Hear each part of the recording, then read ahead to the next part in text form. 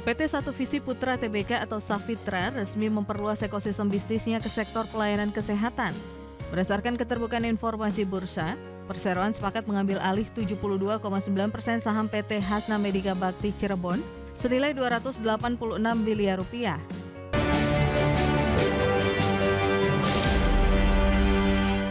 PT Satu Visi Putra Tbk mengambil alih 72,9% saham Rumah Sakit Spesialis Jantung Hasna Medika Bakti Cirebon senilai Rp286 miliar.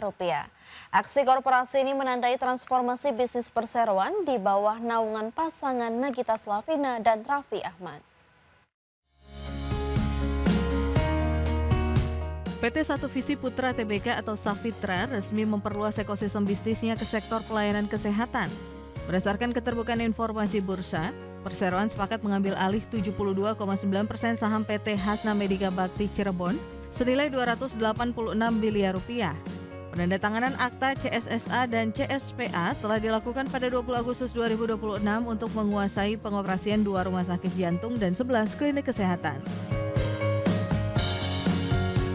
Dalam akuisisi ini, perseroan membeli 124.393 saham baru HMBC senilai Rp255 miliar serta mengambil alih saham sisa senilai Rp31 miliar.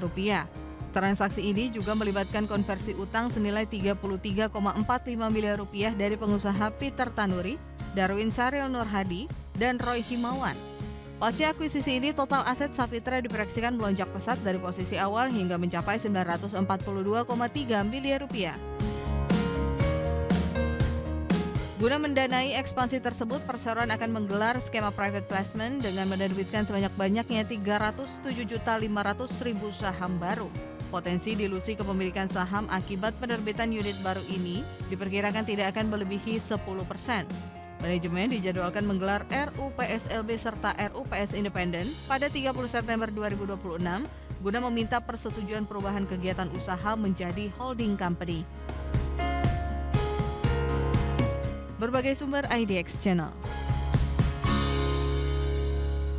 PT Saraswanti Indoland Development Tbk resmi mengoperasikan Hotel Bintang 5 The Royal Alana Yogyakarta sekaligus memulai pembangunan ballroom baru. Ekspansi ini bertujuan memaksimalkan potensi pasar industri MICE dan pariwisata Yogyakarta. PT Saraswanti Indoland Development Tbk memperluas portofolio bisnis hospitality di kawasan daerah istimewa Yogyakarta. Berdasarkan keterbukaan informasi, perseroan resmi membuka Hotel Bintang 5 The Royal Alana Yogyakarta. Direktur Utama Perseroan Bogat Agus Riono menegaskan, Yogyakarta memiliki potensi MICE luar biasa setelah Bali yang menjadi motor pertumbuhan perseroan. Kehadiran The Royal Alana Yogyakarta menambah unit hunian perseroan sebanyak 219 kamar baru di kawasan tersebut.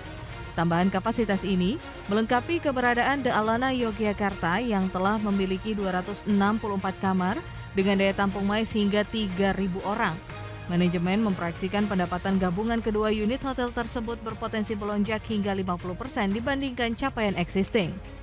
Langkah penambahan kamar ini juga mengurangi ketergantungan perseroan terhadap hotel sekitar dalam menyerap kebutuhan peserta MICE. Selain itu, perseroan juga memulai proyek konstruksi ballroom baru di Insight by Melia Yogyakarta guna menangkap acara berskala lebih besar.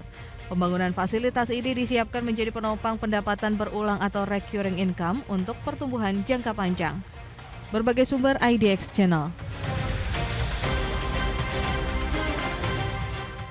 Menteri Keuangan Purbaya Sadewa mendesak Kementerian Perhubungan untuk mempercepat penerbitan aturan standarisasi komponen biaya kargo udara.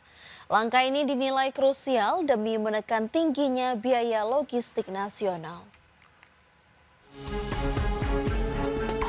Menteri Keuangan Purbaya Sadewa mendesak Kementerian Perhubungan untuk mempercepat penerbitan aturan standarisasi komponen biaya kargo udara dalam negeri.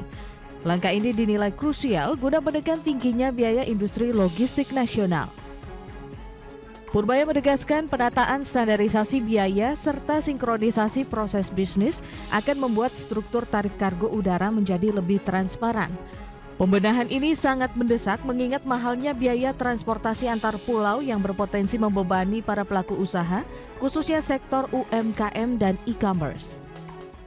1 bulan ya, untuk standarisasinya ya. Baik Bapak. Nanti berarti yang tadi bisa diberesin ya.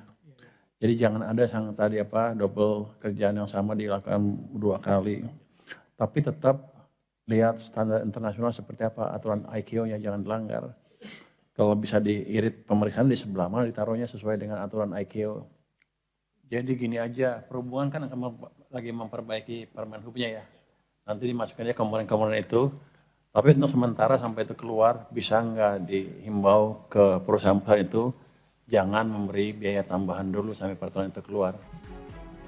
Di sisi lain, Purbaya menyebut Kementerian Perhubungan akan segera memfinalisasi peraturan Menteri Perhubungan yang mengatur standar jenis komponen biaya kargo udara, serta menyelaraskan alur bisnis demi kelancaran arus barang antar pulau, sekaligus mencegah makin lebarnya kesenjangan harga di wilayah terluar, terdepan, dan tertinggal. Dari Jakarta, Tim Liputan IDX Channel. Pemirsa, PT Waskita Beton Precast Tbk memperkuat kontribusi pada sektor perumahan nasional melalui inovasi produk beton precast ramah lingkungan.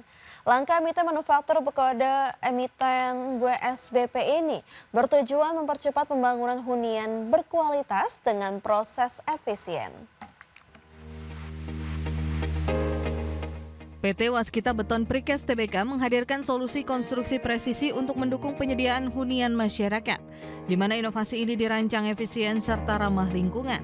Kepala Divisi Corporate Secretary Fandi Dewanto menjelaskan bahwa penggunaan komponen beton precast mampu menjaga kualitas bangunan sekaligus mempercepat masa konstruksi.